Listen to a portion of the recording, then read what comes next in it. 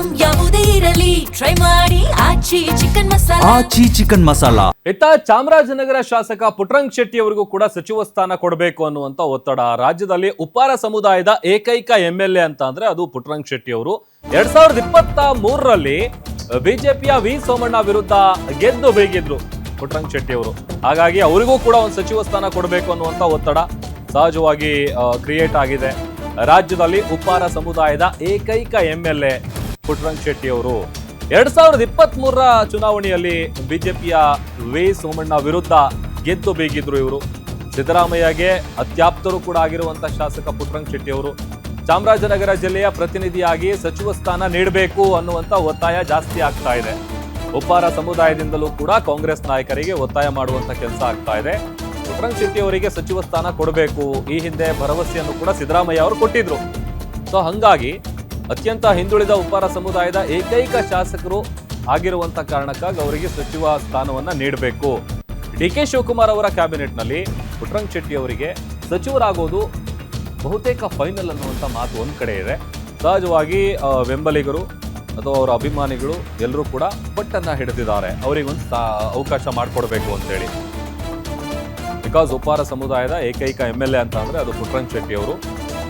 So ಅಲ್ಲಿಗೆ ಅವ್ರಿಗೊಂದು ಅವಕಾಶ ಮಾಡಿಕೊಡ್ಬೇಕು ಅನ್ನುವಂಥ ಒತ್ತಾಯ ಕೂಡ ಕೇಳಿ ಬರ್ತಾ ಇದೆ. ಸಹಜವಾಗಿ ಈಗ DK ಶಿವಕುಮಾರ್ ಅವರ ಸಂಪುಟದಲ್ಲಿ ತಮಗೂ ಕೂಡ ತಮ್ಮ ನೆಚ್ಚಿನ ನಾಯಕನಿಗೂ ಕೂಡ ಒಂದು ಅವಕಾಶ ಮಾಡಿಕೊಡ್ಬೇಕು ಅನ್ನುವಂಥದ್ದು ಅನೇಕ ಅಭಿಮಾನಿಗಳು ಅಥವಾ ಕಾರ್ಯಕರ್ತರ ಒತ್ತಡ ಕೂಡ ಆಗಿರೋದು. ಬಟ್ ಫೈನಲಿ ಹೈಕಮಾಂಡ್ ಏನ್ ಡಿಸೈಡ್ ಮಾಡುತ್ತೆ, ಯಾವ ರೀತಿಯಾದಂಥ ನಿರ್ಧಾರ ತೆಗೆದುಕೊಳ್ಳುತ್ತೆ, ಯಾರ್ಯಾರಿಗೆ ಅವಕಾಶವನ್ನ ಮಾಡಿಕೊಡುತ್ತೆ ಅನ್ನುವಂಥ ಪ್ರಶ್ನೆ ಇನ್ನೂ ಕೂಡ ಹಾಗೇ ಇದೆ. ಚಾಮರಾಜನಗರದ ಆ ಕ್ಷೇತ್ರದ ಉಪ್ಪಾರ ಸಮುದಾಯದಿಂದಲೂ ಕೂಡ ಕಾಂಗ್ರೆಸ್ ನಾಯಕರಿಗೆ ಒತ್ತಾಯ ಸಹಜವಾಗಿ ಜಾಸ್ತಿ ಆಗಿದೆ. ನಾ ಹೇಳ್ತಾ ಇದ್ನಲ್ಲ, ಈಗ ಕ್ಯಾಬಿನೆಟ್ ನಲ್ಲಿ ಯಾರ್ಯಾರು ಇರಬೇಕು, ಯಾರ್ಯಾರನ್ನ ಅವಕಾಶ ಮಾಡಿಕೊಡ್ಬೇಕು ಅಥವಾ ಯಾರನ್ನ ಕಿಕ್ಔಟ್ ಮಾಡಬೇಕು ಅನ್ನುವಂಥ ವಿಚಾರಕ್ಕೆ ಸಂಬಂಧಪಟ್ಟಂತೆ ಹೈಕಮಾಂಡ್ ಡಿಸೈಡ್ ಮಾಡುತ್ತೆ. ಬಟ್ ಆದರೂ ಕೂಡ ನಮ್ಮ ನೆಚ್ಚಿನ ನಾಯಕನಿಗೆ ಅಥವಾ ಜಾತಿವಾರು ಲೆಕ್ಕಾಚಾರದಲ್ಲಾಗಿರ್ಬೋದು ಅಥವಾ ಜಿಲ್ಲಾವಾರು ಲೆಕ್ಕಾಚಾರದಲ್ಲಾಗಿರ್ಬೋದು ಅವರಿಗೊಂದು ಅವಕಾಶ ಮಾಡಿಕೊಡ್ಬೇಕು ಅನ್ನುವಂಥ ನಿಟ್ಟಿನಲ್ಲಿ ಸಹಜವಾಗಿ ಆ ಥರದೊಂದು ಒತ್ತಡ, ಆ ಥರದೊಂದು ಒತ್ತಾಯ ಕೇಳಿ ಬರ್ತಾ ಇದೆ. ಈಗ ಸಂಭವನೀಯ ಸಚಿವರ ಪಟ್ಟಿ ಕೂಡ ನಾವು ಆಲ್ರೆಡಿ ತೋರಿಸಿದ್ವಿ. ಅದರಲ್ಲಿ ಸಮುದಾಯವಾರು ಲೆಕ್ಕಾಚಾರದಲ್ಲಿ ತಲೆಯಲ್ಲಿಟ್ಕೊಂಡು ಪುಟ್ಟರಂಗ ಶೆಟ್ಟಿ ಅವರಿಗೆ ಒಂದು ಅವಕಾಶ ಮಾಡಿಕೊಡ್ಬೇಕು. ಬಿಕಾಸ್ 2023ರ ಚುನಾವಣೆಯ ಸಂದರ್ಭದಲ್ಲಿ ಬಿಜೆಪಿಯ ವಿ ಸೋಮಣ್ಣ ಅವರ ವಿರುದ್ಧ ಗೆದ್ದು ಬೀಗಿರ್ತಾರೆ. ಅದರ ಜೊತೆಗೆ ಸಿದ್ದರಾಮಯ್ಯ ಅವರಿಗೆ ಬಹಳ ಕ್ಲೋಸ್ ಪುಟ್ಟರಂಗ ಶೆಟ್ಟಿ ಅವರು.